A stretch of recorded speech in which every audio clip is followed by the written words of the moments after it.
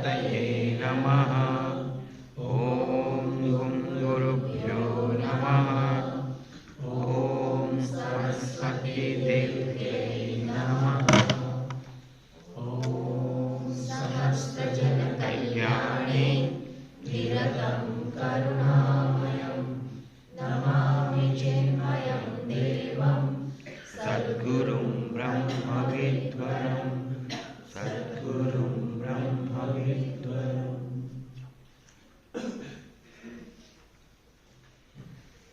शांति मंत्र साथ में।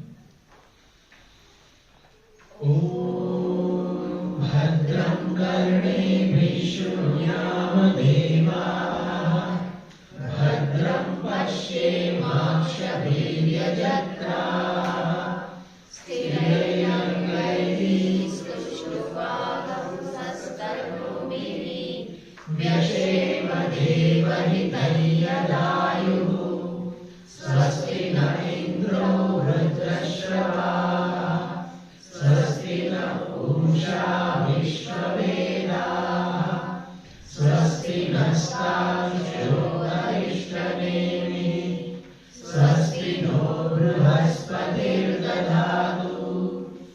ॐ शान्ति शान्ति शान्तिः। मंत्र 5 से 10 साथ में बोलेंगे।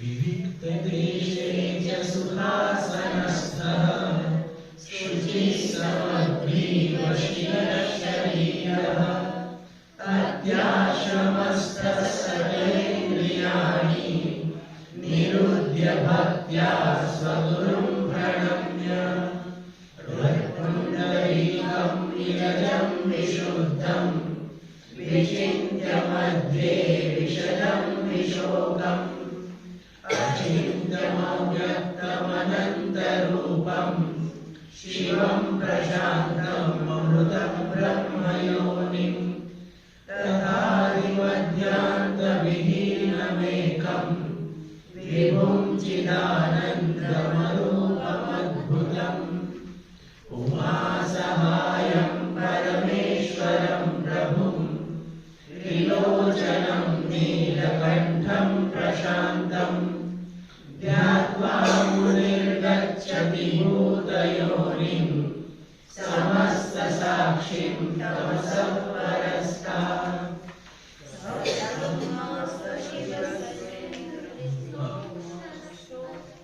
सब्रह्मा सशिवसेन्द्रः सोऽक्षरः परमस्वराट् स एव विष्णुः सप्राणः स कालोऽग्नि स चन्द्रमा स एव सर्वं यद्भूतं यच्च भव्यं सनातनं ज्ञात्वा तं मृत्युमर्त्येति नान्यः पन्था विमुक्तये।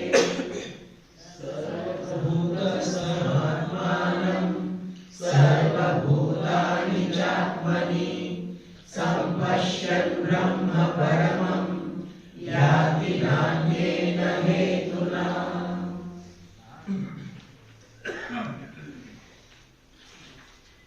यहाँ तक हमने देखा है कि उपनिषद का जो स्टूडेंट है आश्वलायन अपने गुरु के पास ब्रह्मा जी के पास उपस्थित होकर ब्रह्म विद्या की मांग करते हैं कि मुझे ब्रह्म विद्या का प्रदान कीजिए और अभी ही ब्रह्म विद्या। और ब्रह्मा जी उपदेश देते हैं कि किस प्रकार से ब्रह्म विद्या को प्राप्त किया जाए। तो मुख्य साधन वेदांत का ही श्रवण मनन निधिध्यासन है और सहकारी साधन वो है साधन चतुष्टय, वो है विवेक वैराग्य समाधि शठ संपत्ति मोक्ष। और यहाँ पर वैराग्य त्यागे नहीं के अमृतत्व मानसु, उसको हाईलाइट किया है। और किस प्रकार का व्यक्ति साधक ध्यान में, निधिध्यासनात्मक ध्यान में प्रवृत्त हो सकता है, उसकी भी बात करते हैं। वेदांत विज्ञान सुनिश्चितार्थ, जो वेदांत का सत्य अपनी बुद्धि में सुस्पष्ट रूप से धारण कर सका है, उसने लंबे समय के प्रयास से परिणाम स्वरूप वेदांत का सत्य अपनी बुद्धि में धारण किया है, सुस्पष्टता है, उस पर जरूर अनुसार चिंतन मनन भी किया है, और परिणाम स्वरूप संशय रहित ब्रह्मा बुद्धि में जगमगाती है। ऐसा साधक जब ध्यान करता है, किस प्रकार से ध्यान करना, वो भी यहाँ पर श्रुति माता कहती है। स्वरूप का ध्यान हृदय प्रदेश में करते हैं, ईश्वर का ध्यान हृदय प्रदेश में करते हैं, और अपनी कक्षा अनुसार एक रूप ईश्वर, अनेक रूप ईश्वर या फिर अरूप ईश्वर का अनुसंधान करने का प्रयास करते हैं। और ये तीनों ईश्वर, एक रूप, अनेक रूप और अरूप, वो ध्यान एक से दूसरे प्रकार में शिफ्ट होता है। देखो, कभी ऐसी भी हमारी स्थिति होती है कि बहुत अच्छे से हमारा मन का सहयोग होता है, कभी सहयोग कम होता है, तब उमा सहायम परमेश्वरम विभु, वो ठीक रहता है। और कभी चित्त की स्थिति इतनी दुर्लभ होती है कि स्वरूप के अनुसंधान के भी हमारे क्षण, वो फेज भी मिलता है, तब हम वो करते हैं। और कभी ये समष्टि जो है, प्रकृति जो है, और वहां पर अगर दिव्यता है हिमालय जैसी, तो वहां ईश्वर का अनुसंधान करने का प्रयास हो, तो वो सहज होता है। इसीलिए तीनों प्रकार का अनुसंधान यथाशक्ति, यथामति साधक करता है, करना चाहिए। और जब लंबे समय तक इस प्रकार से वेदांत विज्ञान सुनिश्चितार्थ, इस प्रकार से लंबे समय तक ध्यान का प्रयास करते हैं, तो क्या होता है, जो हृदय में ढूंढते हैं वो मिल जाता है। जो प्रमा में सत्य ब्रह्म तत्व का बोध परोक्ष रूप में था, वो अपरोक्ष हो जाता है। वो अपरोक्ष रूपे सत्य को, ब्रह्म को जानते हैं। कैसे? पहले ब्रह्म अस्ति ऐसा था, ब्रह्म के लक्षण सुस्पष्ट थे, अभी ब्रह्म अहम अस्मि, वो सत्य स्वरूप ब्रह्म मैं ही हूं, इस प्रकार की सुस्पष्टता व्यक्ति में होती है। ठीक है, वो है निधिध्यासन का फल। निधिध्यासन वहां पर सफल हुआ, व्यक्ति का ध्यान की साधना सफल हुई, और वो ज्ञानी, अभी वो ज्ञानी हो गए, क्योंकि स्वरूप का बोध अपरोक्षतया हो गया है। पहले किस प्रकार से बोध था? बोध तो था पहले भी, हाँ, इसलिए वो स्पष्ट बात है कि श्रवण से ही ज्ञान हो जाता है। मीन्स के जो प्रक्रिया से ज्ञान हो जाए उसको श्रवण कहते हैं। इस प्रकार से रखेंगे तो श्रवण से ही ज्ञान हो जाता है, मनन से संशय की निवृत्ति हो जाती है, और बुद्धि में ये बोध जगमगाता है। लेकिन निधिध्यासन से वो अपरोक्ष रूप से, हाँ, वो मैं हूं, इस प्रकार की स्पष्ट प्रमा हो जाती है। महात्मा कहते हैं कि इस प्रकार का जो साधक है, ऐसे ध्यान से बाहर आता है तो वो ऋषि बन जाता है, वो ऋषि होके बाहर आता है। क्यों? अपरोक्षतया सत्य का उसने अनुसंधान कर लिया है। अभी उसकी जो बुद्धि, उसकी जो भ्रमा है, वो भ्रमा में परिवर्तित नहीं हो सकती, स्पष्ट हो गया। तो उसका दर्शन कैसा होता है? तो कहते हैं सभी भूत या फिर सभी जड़ चेतन जो भी है सृष्टि, उसमें अस्तित्व रूप से मैं हूं। पहले कैसे बोध था कि मैं शरीर मन बुद्धि एक इंडिविजुअल या फिर जीव हूं। एक्चुअली उसको ही काटना है। इसलिए शुरुआत में बात हुई थी कि ये सत्य जो है, ब्रह्म तत्व है, वो हेय उपादेय रहित है। वो लाना नहीं है और वो निकाला नहीं जा सकता। दोनों।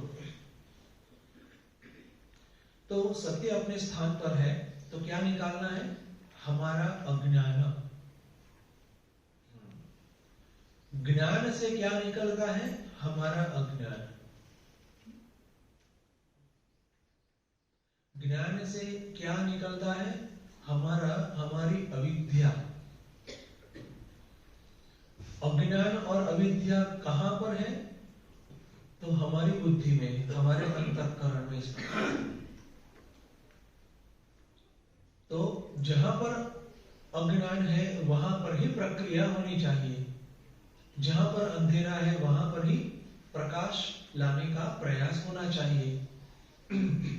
और वही श्रवण मनन निधिध्यासन की प्रक्रिया से होता है। और ज्ञान साधक की बुद्धि में होता है। देखो, आत्मा में ज्ञान नहीं होता और शरीर में भी ज्ञान नहीं होता। शरीर जड़ है, इवन अभी भी जड़ है, जस्ट लाइक इलेक्ट्रिक बल्ब। ठीक है, शरीर जड़ है तो वहां पर ज्ञान का कोई अवकाश नहीं है। बस उतना ही रहे कि शरीर सानुकूल बनाए हम, दैट्स ऑल। चैतन्य आत्मा वो तो ज्ञान स्वरूप है, उसको ज्ञान की आवश्यकता कभी नहीं है। तो ज्ञान की आवश्यकता किसको है? दोनों के बीच में जो अंतःकरण है, बुद्धि, जहां अज्ञान पड़ा हुआ है। और अज्ञान का क्या लक्षण क्या है? कि मैं अपने आप को BMI, शरीर मन बुद्धि के रूप में जानूं। ठीक है, ये लक्षण से पता चलता है। अज्ञान लक्षण से पता चलता है। अलग अलग प्रकार के गुण, जो भी सूक्ष्म बात है वो लक्षण से पता चलती है। इवन स्थूल जगत में भी, जैसे वायरस कुछ समय से था तो दिखता तो नहीं था, लक्षण से पता चलता है कि हाँ, यहाँ पर कोरोना है, यहाँ पर ये वायरस है। तो वेदांत की प्रक्रिया भी इस प्रकार से ही जाती है। लक्षण प्रमाणाभ्याम वस्तु सिद्धि। सत्य के भी लक्षण हैं, अगर वो प्रकट होते हैं हमारी बुद्धि में, हमारे अंतःकरण में, तो कहेंगे कि हाँ, वहां पर ज्ञान है। इस प्रकार से बहुत ही साइंटिफिक वे आगे बढ़ना होता है। और ऐसा ज्ञानी जो है उसकी दृष्टि कैसी होती है? हाँ, हमने देखा संपश्य, वो यथार्थ दृष्टि होता है। ठीक है, वो स्वरूप दृष्टि होता है। वो कोर में वो जो सत्य है, स्वरूप है, उसको भी जानता है। ट्रांजैक्शनली जो भी अलग अलग प्रकार से व्यवहार है, नाम रूप जो अलग अलग है, उसको तो जानता ही है, लेकिन उसकी बुद्धि तल स्पर्शी हो गई है अभी। तो तल में क्या है? सत्य, अस्तित्व। उसको निरंतर बोध रहता है और वो स्वयं अस्तित्व स्वरूप है। दृष्टांत के रूप में हम समझ सकते हैं स्वप्न। कि स्वप्न में जिस प्रकार से मैं ही पूरा जगत बना हूं, जड़ चेतन सभी वस्तु बना हूं, स्वप्न काले भले डाउट हो, लेकिन जागने के बाद कोई डाउट नहीं होता। सेम वे वेदांत कहते हैं कि ये हमारी वर्तमान जागृत अवस्था भी एक प्रकार का स्वप्न है, अज्ञान जनित स्वप्न, अज्ञान निद्रा। वहां से जब हम जागते हैं तो ऋषि बन जाते हैं और फिर अस्तित्व के रूप में स्वयं को जानते पहचानते हैं। और जैसे स्वप्न में अनेक शरीर है, वैसे ये एक भी शरीर है, एक शरीर ये भी है। सेम वे जागृत अवस्था में ज्ञानी का व्यवहार होता है। इसलिए वहां पर अहमता भी कट गई, ममता का कोई स्थान नहीं है। ठीक है, अभी हमारी अहमता जो है, अहम बुद्धि कहां पर होती है? ये शरीर में, मन में, बुद्धि में, वहां पर हमारी अहम बुद्धि है। ठीक है, ज्ञानी की बुद्धि यहां पर नहीं होती, अहम बुद्धि स्वरूप में होती है। अहम रहता है भैया, मैं हूं ऐसा तो रहता है, लेकिन मैं क्या हूं और क्या नहीं हूं उसकी स्पष्टता होती है। जरा भी कल्पना नहीं यहां पर। मैटर ऑफ फैक्ट सभी कल्पना जो है वो कट गई है। इस प्रकार का ज्ञानी का दर्शन है। उसका उल्टा भी कर दे, अज्ञानी का कैसा दर्शन है? असंपश्य। असंपश्य माने कि इंद्रियों से जो उसको दिखता है या इंद्रिया जो उसको दिखाती है वो उसको सत्य लगता है। अनुभव में जो आता है उसको सत्य लगता है। और अनुभव या परसेप्शन और सत्य या रियलिटी में अंतर काफी है। जागृत अवस्था में भी इस प्रकार से है ये बात कि अब हम कहेंगे सूर्योदय हुआ, लेकिन सूर्य अपनी जगह पर स्थिर है। पृथ्वी स्थिर हम ऐसे देखते हैं, पृथ्वी तो बहुत वेग से घूमती है, एक्सेट्रा। तो जो लगता है, जो अनुभव में आता है, उसको वह सत्य के रूप में नहीं देखता। जो सत्य है उसका उसकी बुद्धि में बोध हो चुका है और निरंतर होता है, अगेन आयास रहित होता है। साधक अवस्था में हमें काफी जोर लगाना पड़ता है ना। कभी कभार तो सामने अगर व्यक्ति थोड़ा उठपटांग है ना, थोड़ा प्रॉब्लम पर्सन, तो फिर वहां पर तो काफी हमें जोर लगाना पड़ता है कि वहां पर भी चैतन्य है, वो भी आत्मा है मूल में तो, है ना। ठीक है, तो हमारी स्थिति ऐसी है, कभी भूल भी जाते हैं, मदमस्त हो जाते हैं तमस में। ठीक है, लेकिन ज्ञानी के लिए वो सहज है, वो कोई भी गुण के वश नहीं होता। चलो, प्रकृति के वश नहीं होता।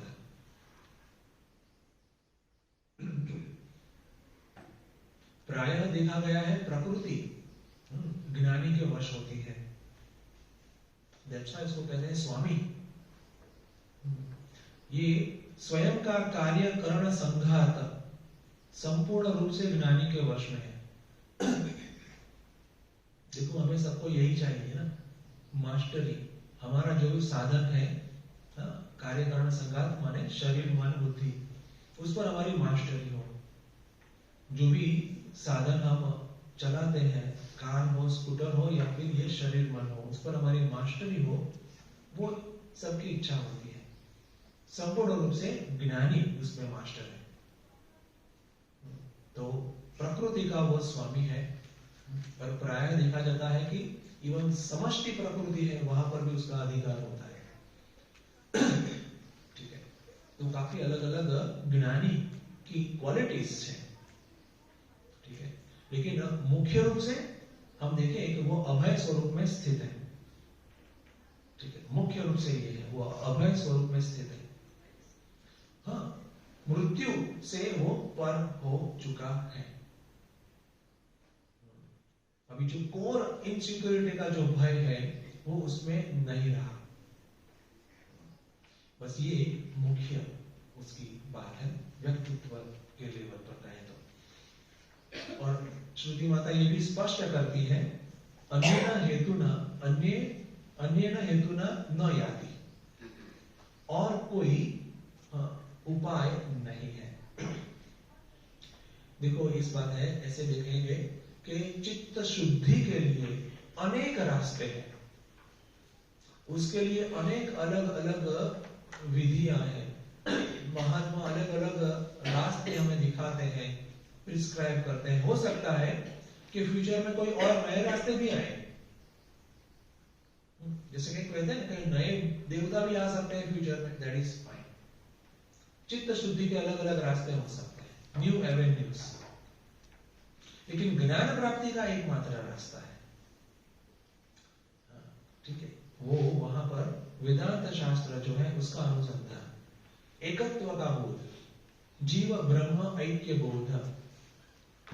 ठीक है, ये ऐसी बात है कि जैसे कोई मंदिर में जाते हैं, जैसे साउथ इंडिया में जो मंदिर जो बनाए होते हैं उसके शास्त्र अनुसार जहां पर बने, तो जाने के अलग अलग काफी रास्ते होते हैं, अलग अलग जगह से हम अंदर जा सकते हैं। ठीक है, और मंदिर में नजदीक भगवान के पास जाएंगे, लेकिन भगवान जो गर्भगृह में है, सैंक्टम सैंक्टोरम, वहां जाने के लिए एक ही रास्ता, सामने से एक ही रास्ता, बाकी अलग अलग रास्ते काफी होंगे।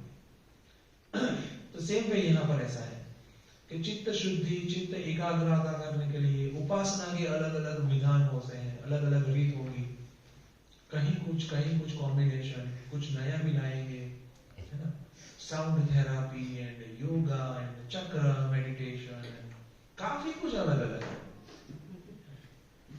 कोई सेवा करेंगे, कोई गौ सेवा ही करेगी, सेवा में सिर्फ गौ सेवा, कोई कहेगा मुझे इस प्रकार से ही सेवा करनी, ऑर्फेन्स को, अलग अलग वैरायटी वहां पर।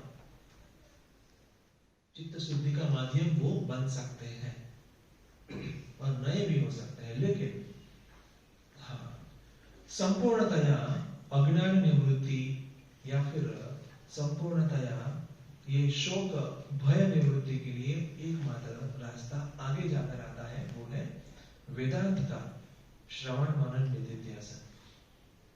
वो बात अंदर स्पष्ट हो। तो यहाँ पर श्रुति माता इस प्रकार से बात करती है, श्रवण मनन की बहुत कम बात की, सीधी निधिध्यासन के ध्यान की बात की कि किस प्रकार से ध्यान करना चाहिए और उसका परिणाम क्या आता है। सर्वभूतस्य चात्मानं सर्वभूतानि चात्मानि, ठीक है, वो परिणाम दिखाते हैं। और अभी नेक्स्ट जो मंत्र है उसमें श्रुति माता कहती है कि हाँ, मुझे कुछ श्रवण मनन के एरिया में भी कुछ बात करनी चाहिए, क्योंकि सीधा ध्यान की बात की, निधिध्यासन की, हो सकता है थोड़ी टफ भी पड़े, तो फिर अगेन थोड़ा नीचे आकर अगेन फिर से एक उपदेश की बात श्रुति करती है। जैसे भगवत गीता में भी देखा कि चैप्टर 2 है वो ज्ञानी हो गए, सांख्य योग, लेकिन अर्जुन को थोड़ा भारी पड़ा, अर्जुन कंफ्यूज हो गए, तो भगवान कहते हैं ठीक है चलो, लोकेस्मिन् द्विविधा निष्ठा, मैं पूरा विस्तार से बात करता हूँ, है ना, थोड़ी कहानी कहता हूँ, ऐसा तो पूरा विस्तार से बात करते हैं। श्रुति माता इतना विस्तार नहीं करती है, लेकिन फिर भी कुछ हमें हिंट तो देती है कि किस प्रकार से श्रवण मनन किया जाए, एस्पेशली मननम। ठीक है, देखो चित्त शुद्धि की, कर्म योग की बात कहीं पे नहीं की, श्रुति में इस प्रकार से बात आती है, या फिर चित्त एकाग्रता की भी बात यहाँ पर नहीं आई कैवल्य में, तो बहुत ही कम या फिर नहीं जैसी होती है। तो वो हमें अन्य जगह से, स्पेशली गीता जैसे ग्रंथ से, वो हमें लेनी चाहिए। ठीक है, तो अभी एक पर्टिकुलर रीत हमें मनन की यहाँ पर दिखाते हैं। बहुत बढ़िया वाला यह मंत्र है, मंत्र 11 से। आत्मानमरणिं कृत्वा प्रणवञ्चोत्तरारणे ज्ञाननिर्मथनाभ्यासात् पाशं दहति पंडितः।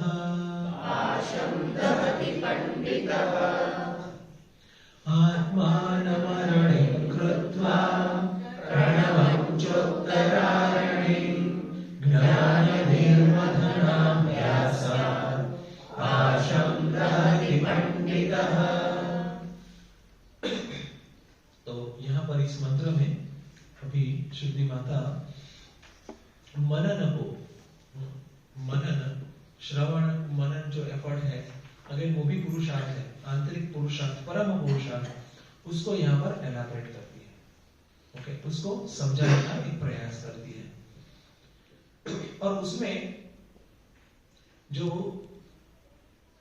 साधन के रूप में उपयोग करना है वो किसका है? वेदांत शास्त्र का। ठीक है, वेदांत शास्त्र का साधन के रूप में उपयोग व्यक्ति सुव्यवस्थित रूप से करे, ऐसी सजेशन है यहाँ पर। अच्छा, इतना सारा बल क्यों देते हैं वेदांत शास्त्र पर? हमें क्यों चाहिए इतना स्वरूप को जानने के लिए? सीधा हम देख सकते हैं ना, है ना, लुक विद इन, डी, है ना, दिखाई देगा। तो यहाँ पर जरूरत इस प्रकार से है, देखिए कि अगर हमें अपना चेहरा भी देखना है तो हमें चाहिए दर्पण, मिरर। ठीक है, वहां से पता चलेगा कि हाँ हम कैसे दिखते हैं और क्या ठीक ठाक करने की जरूरत है। ठीक है, तो सेम वे हमारा स्वरूप देखना है तो उसके लिए ये स्पेशल दर्पण है। ठीक है, ये वेदांत, उपनिषद, भगवद गीता स्पेशल दर्पण है स्वरूप देखने के लिए। वहां पर दिखाया गया कैसा स्वरूप है और कैसा अगर अज्ञान की स्थिति है तो किस प्रकार की हमारी मनोस्थिति होती है, अहम भाव की स्थिति किस प्रकार से होती है, एक्सेट्रा। तो जैसे दर्पण में हम देखते हैं बाहर, बट एक्चुअली हमारा ध्यान कहां जाता है? खुद पर। सेम वे शास्त्र का अध्ययन हम करते हैं बाहर, लेकिन हमारा ध्यान कहां जाता है? अटेंशन स्वयं पर, हमारे स्वरूप पर, हमारे कोर एग्जिस्टेंस है वहां तक जाता है ध्यान। That's why it is necessary. कहीं पर ऐसा डाउट आता है कि ये अभ्यास क्या करना, उससे अच्छा है ध्यान करो, लेकिन ये अभ्यास ही ध्यान करवाता है। अभ्यास और ध्यान दोनों विपरीत, विरुद्ध नहीं है, अन्य नहीं है, वो लिंक्ड है। ध्यान में हमें गहराई में ले जाते हैं। अभ्यास जितना अच्छा होता है इतना ध्यान गहरा होता है। उसके बगैर मोस्टली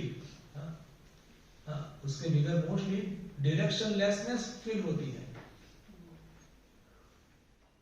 एक हद तक चलो ठीक है कि हम मन को शांत करें, मन एकदम स्वस्थ हो जाए, फिर क्या करने का, ऐसा अंदर हम क्वेश्चन मार्क लेकर बैठे, अभी क्या, नाउ व्हाट नेक्स्ट, मैं किसको देखूं, क्या करूं। तो ये वेदांत की जो प्रक्रिया है, ध्यान काले हमें एक सूक्ष्म डायरेक्शन देती है। ये निरक्षीर विवेक है, पानी और दूध अलग करना है ना, पानी और दूध अलग करना। तो उसके लिए ये सूक्ष्मता बुद्धि में होनी जरूरी है, और वो सूक्ष्मता शास्त्र के, वेदांत के अभ्यास से आती है। तो एक बात हमारे अंदर क्लियर रहे कि वेदांत का अभ्यास, जिसको हम श्रवण और मनन कहते हैं, और ध्यान, दोनों एक लाइन में है, अन्य या विरुद्ध नहीं है। और ध्यान तो अनिवार्य है ही हमारे स्वरूप को जानने के लिए, अन्य कोई रास्ता तो है नहीं। हृत पुंडरीक में ही देखना है, परमे व्योमन यो वेदनीतम, वो ही करना है। लेकिन उसके लिए सहायकारी, अनिवार्य रादर वो जो एस्पेक्ट है वो वेदांत का श्रवण और मनन। अगेन श्रवण मनन की क्वालिटी लाने के लिए चित्त शुद्धि, चित्त निश्चलता हो, उसके लिए कर्मयोग, वैसे ऐसे गाड़ी जाती है। ठीक है, तो किस प्रकार से, किस प्रकार की इंटेंसिटी से वेदांत का श्रवण मनन होना चाहिए, वो ये मंत्र में बोलते हैं और एक एनालॉजी के साथ कहते हैं, एक दृष्टांत देते हैं। अलग उपनिषद, अन्य उपनिषद में भी इस प्रकार से दृष्टांत दिए हैं। ठीक है, जैसे मुंडक उपनिषद में एक दृष्टांत दिया है, धनुष्य, धनुष्य जैसे होता है बो एंड एरो, है ना, और तीर ऐसे हम मतलब शूट करते हैं टारगेट ऊपर, लक्ष्य के ऊपर। ठीक है, तो वो जो धनुष्य जो है वो क्या प्रणव है। इस प्रकार से प्रणव माने अगेन प्रणव जो है पूरे अभ्यास का निचोड़ है, समग्र अभ्यास जो होता है ना उसका निचोड़ प्रणव है। स्टूडेंट के लिए इस प्रकार से देखना है।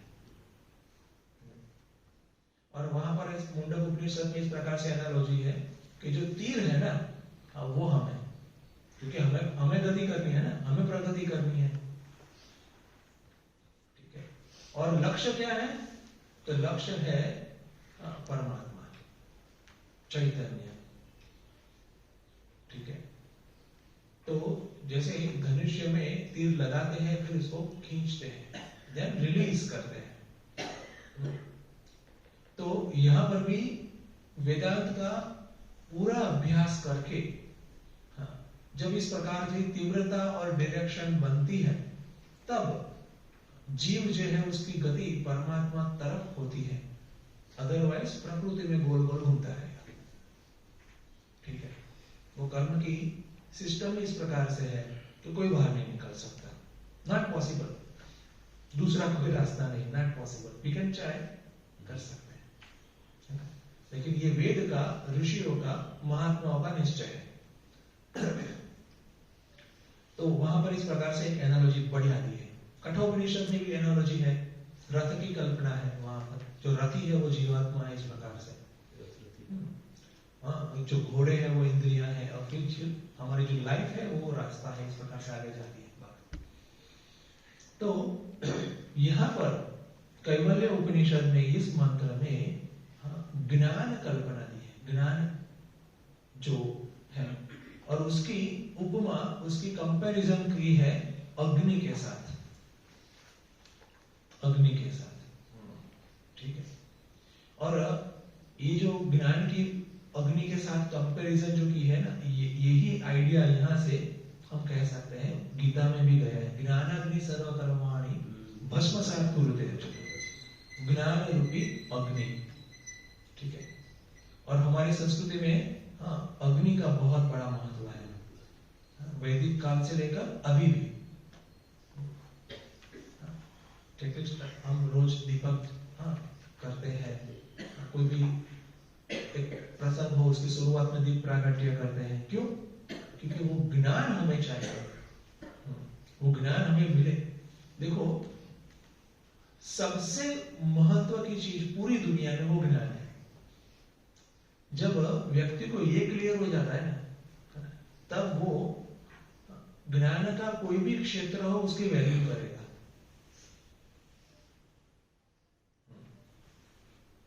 और सभी ज्ञानों में सबसे बड़ा ज्ञान है आत्मज्ञान, ब्रह्म की विद्या। जब वो पता चलेगा तो उसकी वैल्यू करेगा, तब उपनिषद की, गीता की वैल्यू अच्छे से होगी, पूर्णतया होगी। तो अल्टीमेट इज अ नॉलेज, ठीक है। और इस ज्ञान को यहां पर अग्नि के साथ कंपेयर किया है, तो अलग अलग रीत से हम थोड़े कंपैरिजन थोड़ा चेक करें। देखो, अग्नि को हम ऑब्जर्व करेंगे तो पता चलेगा कि कैसे, किस प्रकार की ज्ञान की भूमिका, ज्ञान क्या है वो पता चलेगा। एक सिंपली देखिए तो अग्नि हमेशा ऊर्ध्व जाती है, ऊपर तक, तो ज्ञान भी हमें ऊपर तरफ ले जाता है, ठीक है। अग्नि जो है उसके अंदर जो भी डालो भस्म, इसलिए उसको पावक कहते हैं। पावक, वो शुद्ध करती है। ज्ञान भी ऐसा ही है, ज्ञान में सभी कुछ भ्रमणा, मिसअंडरस्टैंडिंग सब भस्मीभूत हो जाती है। भ्रमणा, मिसअंडरस्टैंडिंग ही अज्ञान है ना, जो भी लेवल का हो वो सब भस्मीभूत, वो साफ हो जाता है। जैसे जागने के बाद स्वप्न का कंफ्यूजन साफ, ठीक है। तो ये ज्ञान का लक्षण है। और एक बात, अग्नि क्या करती है, वो अंधेरा जो है उसको दूर करती है, ठीक है। अंधेरा होता है, जब अंधेरा होता है तब वस्तु वहां पर ही होती है, वो वस्तु के आजू बाजू अंधेरा जो है वो छा जाता है, ठीक है। इसलिए वस्तु सामने है फिर भी उसका ज्ञान नहीं होता, उसका उपयोग भी नहीं कर सकते। जो अग्नि है वो अंधेरे को मिटाती है, वस्तु को लाती नहीं है, वस्तु वहां की वहां है, और फिर अंधेरे को मिटाती है, इसलिए हमें वो दिखाई देती है वस्तु, और जो उपयोग है हम करते हैं। और अग्नि के अभाव में जब अंधेरा होता है तो वस्तु सामने है फिर भी उसका उपयोग नहीं कर सकते, उसका लाभ नहीं ले सकते। सेम वे ज्ञान जो है हमारी बुद्धि में रहा अंधेरा, तमस का, अज्ञान का अंधेरा दूर करती है। तो उसके परिणाम स्वरूप जो मेरा स्वरूप है वो मुझे सामने ही है, मीन्स वहां पर ही है, मुझे प्राप्त हो जाता है, वो सुख स्वरूप है, ठीक है। लेकिन अंधेरे में, अज्ञान के अंधेरे में मुझे पता नहीं था, इसलिए वो कहते हैं ना, पानी में मीन पियासी, ऐसी हालत, ठीक है। लेकिन जैसा ज्ञान हो गया, अरे ये तो मेरे पास ही है, आई डोंट नीड, मुझे अभी भिखारी बनने की जरूरत नहीं है सुख के लिए, मैं तो उसका स्वामी हूं, मैं ही वो हूं, मैं दे सकता हूं, अगर ऐसा कुछ बात है, लेने की जरूरत ही नहीं, ठीक है। ये मेरा स्वरूप है, ठीक है। तो ये अग्नि का लक्षण है जिस प्रकार, उसी प्रकार ज्ञान का लक्षण है, वो अज्ञान रूपी अंधकार को दूर करती है।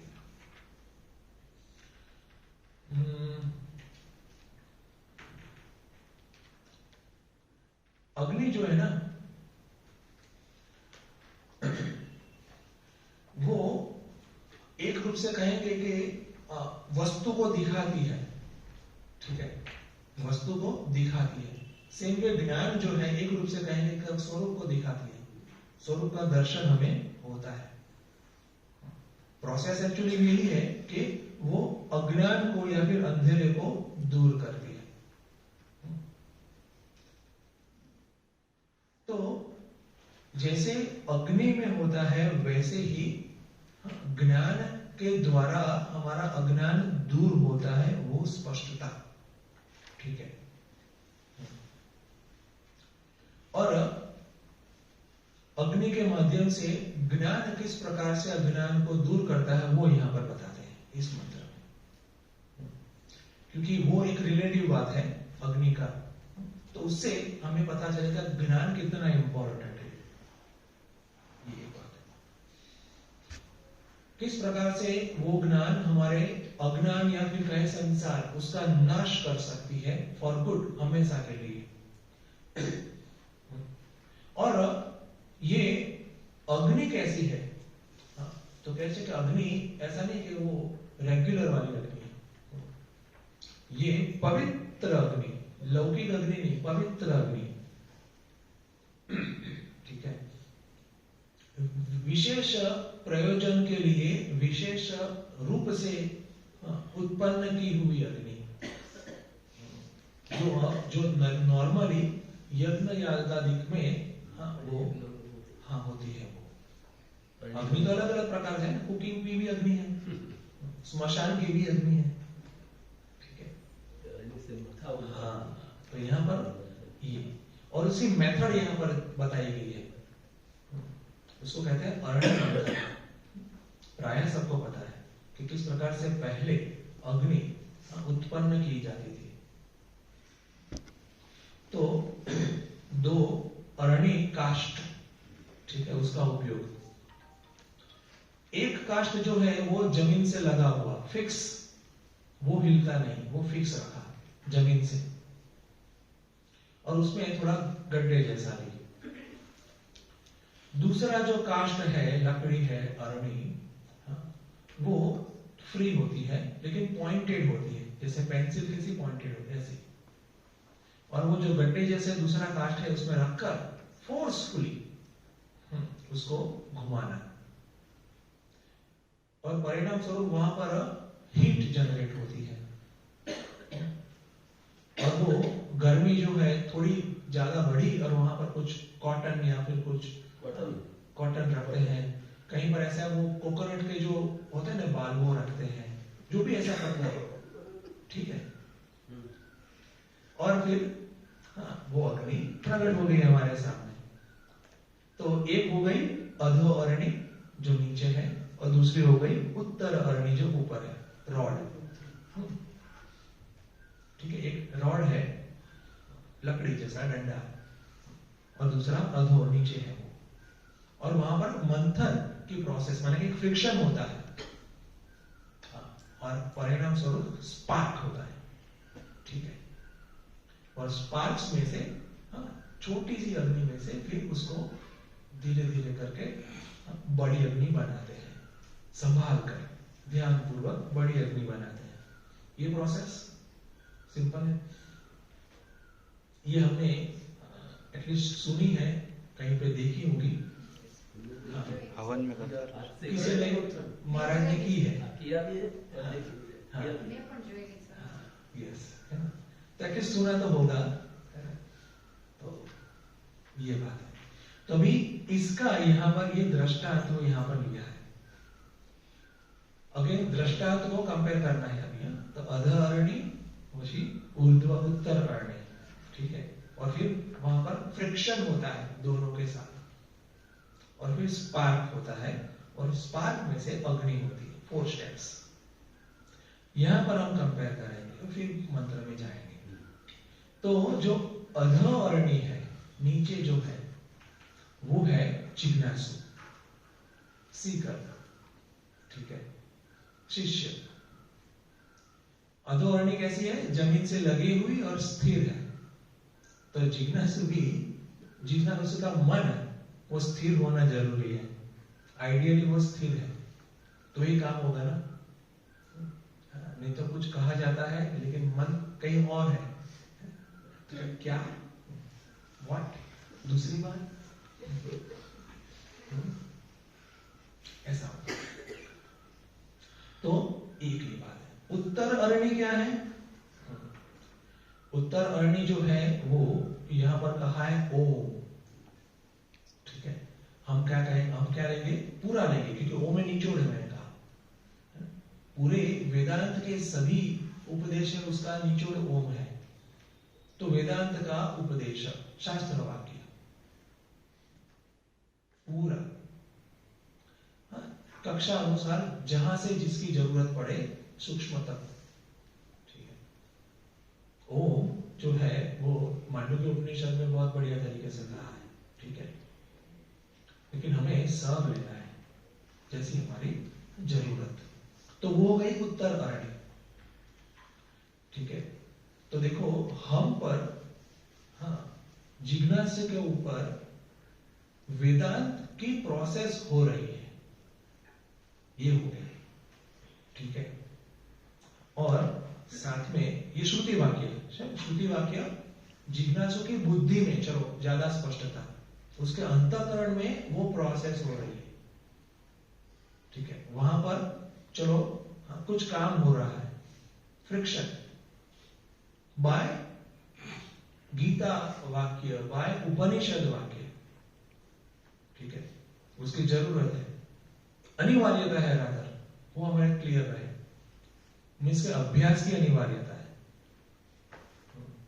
और वो तुरंत तो अग्नि नहीं होती ना, कितना वो अरण्यकाष्ठ का जिसको पता है, किया है या पता है, कितना घिसना पड़ता है, लंबा, वो जाती है बात, है ना, ये लाइटर वाला मामला नहीं है ना? ठीक है, लंबा जाता है, और वो भी विथ प्रॉपर इंटेंसिटी, ठुशुक करते कुछ नहीं है, विथ उसकी जो राइट इंटेंसिटी है, with that right intensity for long time, है ना? तब नहीं थोड़ा थोड़ा टुचुक करेगा तो चलो 2 गुना टाइम लगेगा, 5 गुना, कभी तो होगा ना, हम कहते हैं ऐसा, कभी तो कुछ तो होगा ना, पता नहीं क्या होगा, कुछ तो होगा, लेकिन ये नहीं होगा। तो देखो यहां से हम ये एनालॉजी से हम समझ सकते हैं ये बातें कि किस प्रकार का शिष्य जो है, सीकर है, उसका एटीट्यूड होना चाहिए, कितनी इंटेंसिटी की मांग है। ठीक है, ये बात तो अधः अरण्य, उत्तर अरण्य। ठीक है, इसलिए जो वेदांत है उसका बहुत अच्छे से हमारी बुद्धि में एक स्थान होना चाहिए, उसका अच्छे से अभ्यास करना चाहिए, तात्पर्य अवधारणा परफेक्टली होना चाहिए, षड विधि लिंग के साथ, अध्यारोप अपवादाभ्याम वस्तु सिद्धि। तो अध्यारोप क्या है, अपवाद क्या है, देखो अभी बहुत इससे बात नहीं करेंगे, लेकिन एटलीस्ट मैं कहूंगा इस प्रकार से कि परफेक्टली वो प्रयास करना ही, वही फ्रिक्शन है, वही मंथन है। ठीक है, वो परफेक्टली राइट इंटेंसिटी से के साथ लंबे समय तक करना चाहिए। दैट इज ओके, इतना है। और वो ऊपर की जो अरण्य है वो कौन घुमाता है, तो क्या आचार्य, गुरु, वो घुमाते हैं, कोई घुमाने वाला चाहिए ना। ठीक है, तो वो घुमाते हैं, और भी वो ये अपेक्षा के साथ कि जो शिष्य की बुद्धि स्थिर है, रिसेप्टिव है, आशा तो अमर रहती है ना, तो रिसेप्टिव है, स्थिर है, अटेंटिव है, काम हो रहा है, सहवीर्यम करवावा है, होता है। उसके परिणाम स्वरूप क्या होगा, तेजस्वी नाम अधीतमस्तु, धी बुद्धि तेजस्वी होती है। कैसा, किसका प्रकाश, ज्ञान का प्रकाश। ठीक है, वो होता है। तो श्रवण की प्रोसेस, मनन की प्रोसेस प्रॉपरली हो, जैसे अरण्य मंथन होता है, वो जरूरी, उसके परिणाम स्वरूप ज्ञान होता है। देखो शुरुआत में मैंने कहा था कि ज्ञान जो है ना, इवोल्यूशन, ज्ञान बहुत ही मिस्टीरियस चीज है। जैसे वो अरण्य मंथन में भी आप देखे कि दोनों अरण्य है, बस लकड़ी है, अग्नि तो है नहीं, किस प्रकार से अग्नि निकलती है। ये अग्नि है ना, बहुत ही स्ट्रेंज है, स्ट्रेंज थिंग है, एलिमेंट ही पूरा ऐसा है। तो स्पार्क ऑफ नॉलेज जो है, ज्ञान का जो प्रकाश है, इस प्रकार से निकलना चाहिए। ठीक है, थोड़ी आगे की बात कर देता हूं, फिर अंदर जाएंगे। ये स्पार्क हुआ ना, वो कब होगा, अगेन मंथन के टाइम ही होगा, जब गर्मी उत्पन्न होगी और वहां तभी स्पार्क हो जाएगा, छोटी सी चिंगारी अग्नि की। मंथन, श्रवण, मनन, श्रवण काले ज्ञान होता है, जो ये ज्ञान, ये मनन काले, वो जो स्पार्क हुआ है ना, वो थोड़ा सा ठीक ठाक हो गया। जैसे शुरुआत में अग्नि बहुत छोटी होती है ना, वो कभी भी ऐसे वो डाउस भी हो सकती है, अग्नि चले जा सकती है, तो उसको ध्यान से संभाल कर उसको धीरे धीरे धीरे बड़ा करना पड़ता है। जैसे कोई टहनी रख दी वगैरह, कुछ पत्ता रख दिया सूखा, तो धीरे धीरे वो आग पकड़ लेती है। ये प्रोसेस जो है वो व्यक्ति निधिध्यासन में करता है कि अपना जो ज्ञान है, ज्ञान उत्पन्न हो चुका है, स्पार्क जैसा है, छोटा सा है, उसको बड़ा बनाता है। उसको किस प्रकार से कि एकदम बहुत बड़ी अग्नि हो जाए, ठीक है। इस प्रकार से क्या डालता है, सब अपने अज्ञान डाल देता है, विपरीत भावना सब उसमें भस्म कर देता है। तो ये प्रोसेस श्रवण, मनन और निधिध्यासन की सब आगे, लेकिन सबसे पहले वो ज्ञान चाहिए। देखो अभी आपको क्लियर हो जाएगा। सीधा निधिध्यासन करेंगे तो दोनों लकड़ियां मिलेकर निधिध्यासन करते ऐसे होगा। ज्ञान रूपी जो अग्नि है वो तो आई नहीं, इसलिए सब लिंक सब जरूर है। इसलिए सातत्य के साथ श्रवण और मनन बहुत जरूरी है। देखो एक दृष्टांत पहले भी बात हुई थी कि वो भागवत में धुंधुकारी, तो उनको जो कथा सुनाई तो उनका काम हो गया, बाकी सब जैसे थे। हाँ, तो क्यों ऐसा हुआ कि वहां पर अग्नि मंथन बराबर नहीं किया था बाकी लोगों ने, उन्होंने किया था। परिणाम स्वरूप ज्ञान उत्पन्न हुआ और वो अपने अज्ञान को, स्वयं के अज्ञान को भस्मीभूत भी कर सका। ठीक है ना। तो इसलिए शास्त्र का अभ्यास अनिवार्य है, अभ्यास परिणाम रूप मनन भी अनिवार्य है, और मनन के परिपाक में आगे बढ़कर निधिध्यासन भी अनिवार्य है, तब जाकर काम होता है। ठीक है, तो ये बात है। तो हो गया, ठीक है, यहाँ तक करते हैं मेरे ख्याल से। फिर नेक्स्ट टाइम हम इस मंत्र के शब्दों में अंदर जाएंगे। लेकिन अग्नि मंथन जिसमें जैसे ज्ञान उत्पन्न होता है वैसे ही श्रवण मनन की हमारी वर्तमान प्रक्रिया से स्पार्क हमारी बुद्धि में होगा, हो रहा है। चलो,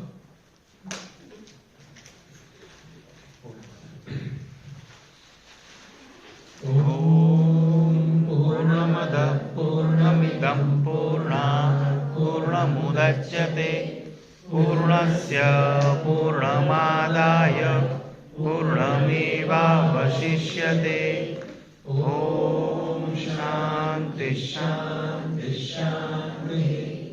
हरि ओम।